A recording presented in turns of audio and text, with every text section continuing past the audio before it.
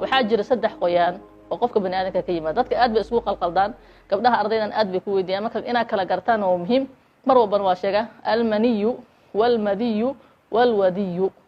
saddexdaas iyo shareecada sheegtay almaniyu waa midda qofka bani aadamka laga abuuro shahwada yakhruju min maniyin yumna quraanku dhahay qutila al-insanu ma akfara min ayi shay'in khalaqa min nutfatin alaqa taas waa marka yakhruju min bayna sulbi wa tara'ib quraanku uu sheegay marka waxa manida waa midda qofka bani aadamka laga abuuro shahwada ah laba jeer inay imaada xilliga jamaaca iyo gogosha la sameeynayo labada qof oo maxay gogosha sameeynayo xaas isqabo way ka imaada riyo oo qofku gogol ku riyoonayna way ka imaada marka quwaysa ku waajibay hadii laakiin ninkii uu iska keeno ama gabadha iska istinmaa waxa la yiraahdo iska keenis hadii la yiraahdo bishaawa soonki waa jabay marka lama ogolo shareecada ma ogolo maxay heeto qofkii wuxuu iska dhaafayaa tacaamkii cuntadii iyo sharaabkii sababta gogoshi hadii lagu diido wixii gogoshi sababayna inaad sii samayso soonkii waa ka fasahaadaya laakiin biya iska keenisa qof iska keena sida maxay tahay jamaaco kala kafaaro gud kama dhalanayo laakiin ma wanaagsan soonkii waa ka fasahaadaya lama ogolo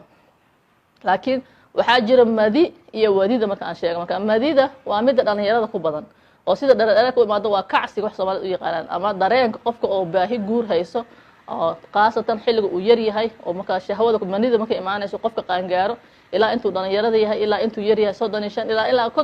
qof weyn uu ka noqonayo gaar ahaan intuu soo guursanin iyo ku badan tahay kullama uu guur ka fakaro ama ku soo dhaco ee ka imaanaysa isagoo fahmeen oo dareemeen ka imaanaysa taa waxa la yiraahdaa madi la dhahaa madi alwadiyu mid iyadana jirto taamka almadida qofka kama qubaysanayo manida uu ka qubaysanayo hadii jamaacada hadii riyo ku imaado uu ka qubaysanayo madida uu iska dhaqaaya Ali ibn Abi Talib nabiga kaleey sallallahu kuntu rajulan madiyan waxaan ahaa nin oo biyaha dharee ka imaado madida ka imaado yaan ahaa nabigana gabadhiisa qabo waan ka xishoon jiray inaan weydiiyo saxaabi kale u diray markaas marka qofku waxa la xibintiisa taranku dhaqaaya uuna weysa qaadanaya kaas marka laga qubaysanayo waxaa jira mid kale oo jirto oo daalka ku imaado alwadiyu la dhaho qofku markuu daalo shaqooyin fara badan iska daba qabto kaadida ay la socotaa waa wasaq eedana uu iska dhaqaaya iska nadiifinaya laakiin labada damba marka saddexda qoyaan midda bani aadanka laga abuuro taas uu qofka ka qubaysanaya laakiin madida iyo wadida uu iska nadiifinaya uuna weysa qaadanaya soonkana ma jibinayaan maxay heeto hadii qofka sexis iyo waxyaabaha jinsiga iyo waxyaabaha maxay social media ku jira maxay heeto intuu fiirsado uu dareenkiisa kiciyo oo shahwo ka imaado soonkii waa ka fasahaadaya waana inaad toobad keento Ilaahay u laabata waxyaabahaas marka hore xaraan yihiin hadana bisha Ramadaan inaad sii daawato adiga qofka dareenkaada kiciyaan lama ogolo qofkii haduu waaga u bariyo asoo junub qabo tan waa iyadana muhiim waaye asagoo junub qabo haduu qofkii waaga u bariyo oo maxay ahayd xaaskiisu la dhaqmo habeenkii qofka maalintii marka loo diiday haduu afuro ilaa waaga salaada laga gaaray qofka xaaskiisu waa la dhaqmi karaa laakiin hadii salaadii subaxa lagu adibay adoo wali junubka ka qubaysan ragi dumarkii labadaba marka suxuurtiina cunaysin kadib marka salaada subax lagu adibay kadib aad qubaysanaysa soonkaadana waa wadanaysa soonkaadana rasuulka sallallahu alayhi wasallam waxay Aisha leedahay asagoo junub qaba salaada la adimi jiray markaas uu qubaysan jiray marka salaada aadi jiray soonkiisana waa sii wadan jiray idan qubayska xogaa ka yara daaho oo janaabad aad wali ka qubaysanin soonka waxa uma dhimayso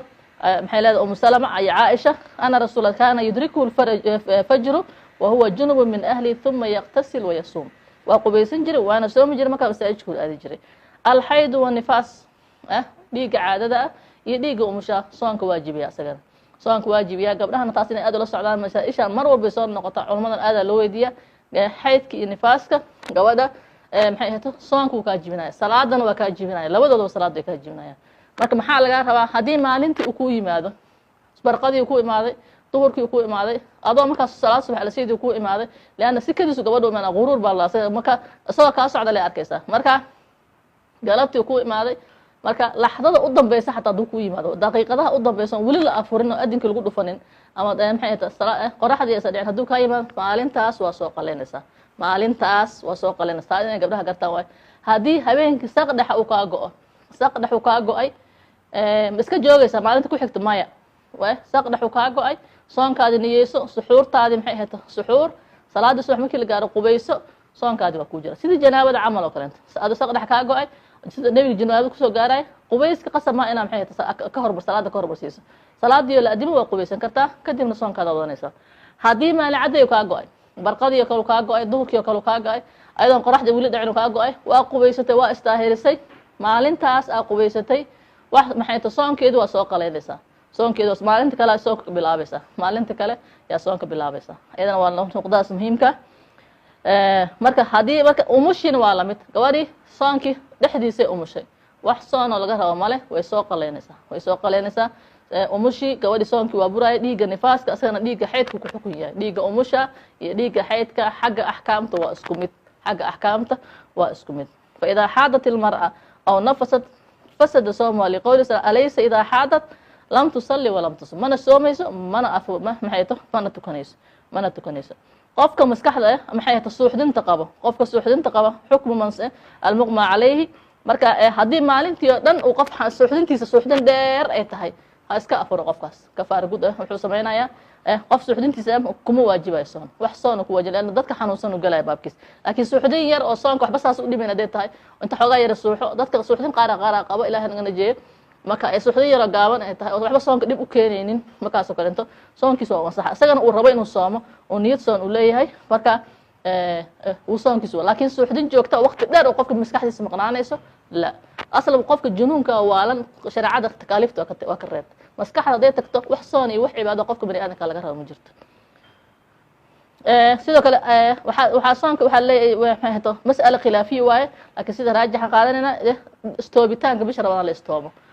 bacd alaxaadiis waxay leeyihiin aftar alxaajim walmaxjuum laakiin xadiiska la nasaqaya jiro haddii qofka istoobo soonkiisa kama jabay dhiigu saqa ka baxay laakiin asaga waxba laguma shubin asaga sida asalkan waa cunto iyo biyo qofka inuu cuno oo calooshiisa gasho yaa soonka jibina laakiin xijaamada sida raajixa cinda ahli ilcilmi ma jebinayo soonka atabaruc bidami qofka oo xanuunsan emergency ah oo dhiig u baahda lagu soo sheegay dhiig baa tabarucda adaa dhiig bixisay dhiig waxaa liitra lagaa shubay 2 liitra lagaa shubay haddaa adi markaas xanuun iyo tabardare aadan dareemayno soonkaada waa sii wadan kartaa laakiin haddaad tabardare dareemayso xoogaa